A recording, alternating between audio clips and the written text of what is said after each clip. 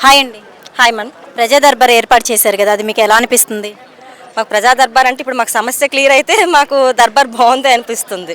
మీరు ఇక్కడికి ఏ సమస్యతో వచ్చారు? మాకు మేము గిరిజన ఆశ్రమ పాఠశాల జీపీఎస్లో పనిచేస్తున్నాం మేడం.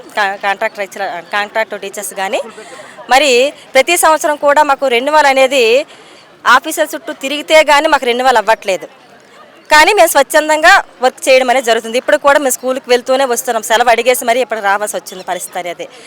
మరి ఇలాగ ప్రతి సంవత్సరం మేము రెన్యువల్ కోసం మళ్ళీ మేము కొంతమంది వర్క్ చేస్తూ కొంతమంది ఇక్కడ ఆఫీసుల చుట్టూ తిరిగి రెన్యువల్ చేయించుకోవాల్సిన పరిస్థితి వస్తుంది. అది 2 నెలలకు వస్తుందో 3 నెలలకు వస్తుందో, ఎవరు ఉద్యోగం ఉంటుందో ఎవరు ఉద్యోగం ఊడిపోతుందో కూడా మాకు తెలియని పరిస్థితి అవుతుంది. అంతవరకు కూడా భయపడుతూ మేము స్కూల్కి వెళ్ళాల్సిన పరిస్థితి వస్తుంది. అలా కాకుండా ప్రతి ఒక్కరికి కూడా మిగతా స్కూల్స్ లాగేని ఆటోమేటిక్గా రెన్యువల్ అవ్వాలి. దాంతోపాటు మాకు ఉద్యోగ భద్రత అంటూ ఒకటి కావాలి. ఆ భద్రత లేకపోతే మా కుటుంబాలన్నీ కూడా మేము ఎంతో దూరంగా వెళ్ళి ఒక గిరిజన ప్రాంతాలు కొండ ప్రాంతాల్లోకి వెళ్ళి మేము పనిచేయాల్సిన పరిస్థితి వస్తుంది. ఫ్యామిలీస్ని పిల్లల్ని విడిచిపెట్టేసి నైట్ డ్యూటీలు కూడా చేయాల్సిన అవసరం వస్తుంది. అలా చేసినప్పుడు కూడా మాకు ఆటోమేటిక్ రెన్యువల్ కానీ ఒక ఉద్యోగ భద్రత కానీ రెగ్యులరైజేషన్ కానీ ఏమీ లేదు.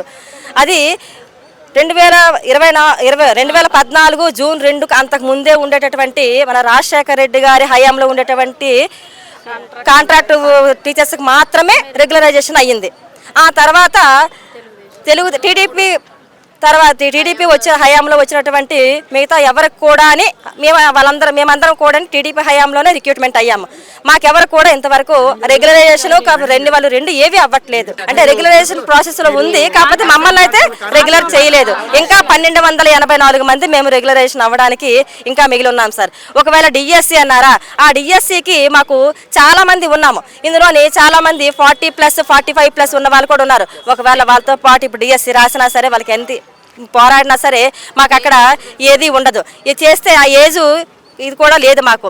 కాబట్టి మాకు దయచేసి ఈ రెగ్యులరైజేషన్ ప్లస్ తొందరగా ఆటోమేటిక్గా రెన్యువల్ ఉద్యోగ భద్రత మాకు ఇప్పించాలని, డిఎస్సిలో మా పోస్ట్ మినహాయించాలని వినయపూర్వకంగా కోరుకుంటున్నాం. గిరిజన ఆశ్రమ పాఠశాల తరపున మేము అందరం కూడా విన్నవించుకుంటున్నాము. మమ్మల్ని అందరిని కూడా అందరి కుటుంబాలను కూడా ఆదుకుంటారని మనస్ఫూర్తిగా విన్నవించుకుంటున్నాము. లోకేష్ గారు అంటే అతను మాకు ఈరోజు మంచి చేస్తారన్న ఉద్దేశంతో ఇంతమంది కథలు వచ్చాము. ఇంతవరకు మేము ఎప్పుడు కూడా ఈ విజయవాడ మెట్టు ఎక్కలేదు. ఆయన మేమే యాక్చువల్గా టీడీపీ మాకంటే మరి అతను గెలిపించే దానికోసం అసలు మాకు ఈ అవకాశం ఇస్తారని మమ్మల్ని ఆదుకుంటారని ఇంత చేసిందే ఆయన కోసం. మరి ఆయన్ని కలవడానికి ఇంత వచ్చామంటే ఆయన మీద అభిమానంతోనే మేమందరం వచ్చాము. ఆయనతో మాకు అసలు గురించి చెప్పాలంటే మాకు ఎవరికి కూడా మాటలు చాలవు, అంత అభిమానము. మరి ఆయన మాకు మంచి చేస్తారనేసి మేము ఇక్కడికి వచ్చాము, గట్టిగా నమ్ముతున్నాం కూడా. అమరావతి ఫ్యూచర్లో ఎలా ఉండబోతుందంటారు? ఇక్కడ అమరావతి అంటే ఆకాశంలోని ఇంద్రభవనం ఎలాగుంటుందో ఇక్కడ అలా ఉంటుందని మేము అనుకుంటున్నాము. Okay, thank you. Thank you.